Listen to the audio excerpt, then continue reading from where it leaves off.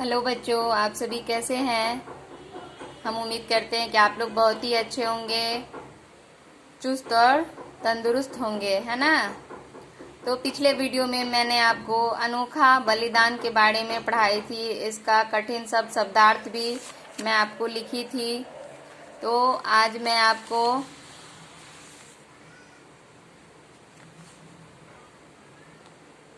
यहाँ प्रश्नोत्तर मैं आपको यहाँ लिखी हूँ, जो कि मैं आपको बताना चाह रही हूँ, बताने जा रही हूँ। आप लोग इसको ध्यान से देखेंगे और सुनेंगे और तब ध्यान से इसको कॉपी में अपने सुंदर अक्षरों में लिखेंगे। हिमागुची ने अपने पोते से मशाल क्यों मंगवाई। हिमागुची ने अपने पोते से मशाल अपने खेत में आग लगाने के लिए मंगवाई। गांव वालों का ध्यान समुद्र की लहरों से हटकर अपने गांव की ओर क्यों चला गया। उठती हुई आग की लपटें और धुएं को गांव के लोगों ने देखा तो वे भयभीत हो गए, इसलिए गांव वालों का ध्यान समुद्र की लहरों से हटकर अपने गांव की ओर चला गया। गांव वाले हिमागुची को क्यों याद करते हैं। हिमागुची ने अपने घर को आग लगाकर गांव वालों के घरों को बचा लिया, इसलिए हिमागुची का यह बलिदान गांव वाले याद करते हैं। सभी गांव वाले को समुद्र तट पर देखकर हिमागुची भयभीत क्यों हुआ। सभी गांव वाले को समुद्र पर देखकर हिमागुची भयभीत हुआ क्योंकि उनकी बूढ़ी आंखों ने देख लिया कि समस्त जनसमूह सागर का खेल देख रहा है। यह लहरों का खेल नहीं बल्कि विनाश की सूचना है। हिमागुची ने गांव वालों का ध्यान अपनी ओर आकर्षित करने के लिए क्या किया। हिमागुची ने गांव वालों का ध्यान अपनी ओर आकर्षित करने के लिए अपने खेत में आग लगा दी। अगला प्रश्न है, गांव वाले कैसे बच गए। जब उठती हुई आग की लपटें और धुएं को गांव के लोगों ने देखा तो वे भयभीत हो गए। उनका ध्यान समुद्र की लहरों से हटकर अपने गांव की ओर चला गया। वे दौड़ते हुए अपने घरों की ओर आए, इस तरह गांव वाले बच गए। अगला प्रश्न है, हिमागुची आज भी जापान के लोगों के मन में क्यों बसा हुआ है। हिमागुची अपने घर को आग लगाकर सबके घरों को बचा लिया, इसलिए हिमागुची यह बलिदान आज भी जापान के लोगों के मन में बसा हुआ है। तो आइए बच्चों, आपने को प्रश्न उत्तर आपने समझ गए। तो आज मैं आपको फिर से एक बार इसका ऑब्जेक्टिव मैं दोहरा देती हूँ कि हिमागुची जापान के द्वीप के एक गांव में रहता था। किसान फसल पक जाने से प्रसन्न थे। हिमागुची व लहरों को खेल नहीं बल्कि विनाश की सूचना लगी। हिमागुची ने अपने खेत में आग लगा दी। यदि गांव वाले समुद्र तट पर होते तो वह डूब जाते।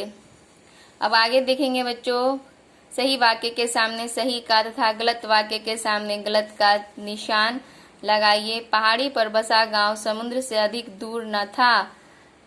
गलत। हिमागुची का घर पोते पोती की शरारतों की किलकारियों से गूंज रहा था। सही। हिमागुची जानता था कि लहरें विनाश का संकेत दे रही है। सही। हिमागुची ने गांव वाले के खेत में आग लगा दी। गलत। समुद्र की लहरें उछलने की बजाय तट की ओर आने लगी। सही। अब देखेंगे यहाँ विशेषण शब्द, संज्ञा का विशेषण शब्द लिखना है यहाँ पे। तो बड़ा गांव, सुंदर दृश्य, ऊंची लहरें, बूढ़ी आंखें, लंबे जीवन, भयानक चक्रवात, परिश्रमी किसान, सुनसान गलियां। अभी देखेंगे कि रंगीन शब्द को वचन बदलकर वाक्य को दोबारा लिखिए। तो उसका बेटा आज्ञाकारी था, तो रंगीन शब्द में बेटा क्या है, इसका बदलना है वचन, तो क्या होगा, बेटा का बेटे हो जाएंगे। तो यहाँ बेटे आज्ञाकारी थे। गांव की गली सुनसान थी, गांव की गलियां सुनसान थी।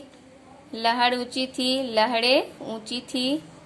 लाल फूलों में बहुत खुशबू है, लाल फूलों में लाल फूल में बहुत खुशबू है, तो लाल फूलों में बहुत खुशबू है।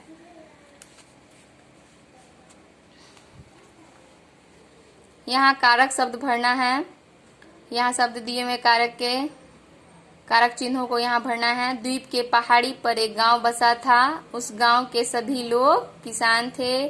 समुद्र की ऊंची ऊंची लहरें उठने लगी। हेमागुची मंदिर से पूजा कर निकला। हेमागुची तुरंत अपने खेत में गया। यहाँ पर्यायवाची शब्द ढूंढ के लिखना है। आप देख रहे हैं कि यहाँ क्या है, हवा चल रही है तो समीर हवा। अनिल यहाँ आग का है तो अनल ज्वाला पावक। यहाँ किसान का है तो कृषक। खेतीहर हलधर बोलते हैं किसान को समानार्थी शब्द में।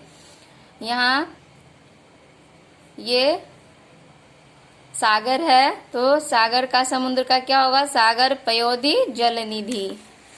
और यहाँ देखें बच्चों कि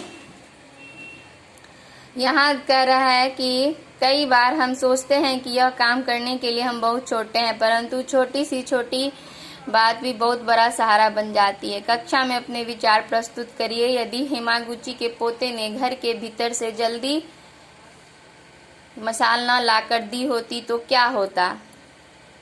तो अगर हेमागुची का पोता अगर जल्दी से मशाल लाकर ना देती तो हेमागुची अपने खेतों में आग नहीं लगा पाते और आग की लपटें को देखकर गांव वाले का ध्यान खेत की तरफ नहीं आता और वो लोग समुद्र की लहर में बह जाते। अगला है, आपकी कलम से नीचे दिए गए चित्रों को देखिए और शब्द संकेत की सहायता से दृश्य वर्णन कीजिए। यहाँ दृश्य है जो बाढ़ का दृश्य हमको लग रहा है कि है। यहाँ जोरों से बारिश हो रही है, चारों तरफ पानी लगा हुआ है, लोग इधर उधर भाग रहे हैं, है ना। कुछ लोग सड़क पर है, कुछ लोग खिड़की से देख रहे हैं, सड़क पे नाव चल रही हैं।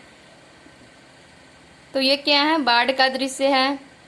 जोर जोर से बारिश हो रही है, सड़कों पे चारों तरफ पानी भरा हुआ है, सड़क पर चलना भी मुश्किल है। पूरे शहर में क्या है, पानी भरा हुआ है। लोग अपनी जान बचाने के लिए छत पे चले गए हैं और हेलीकॉप्टर द्वारा लोगों को सहायता प्राप्त हो रहा है। धीरे धीरे सब कुछ जो है सामान्य होने लगा है।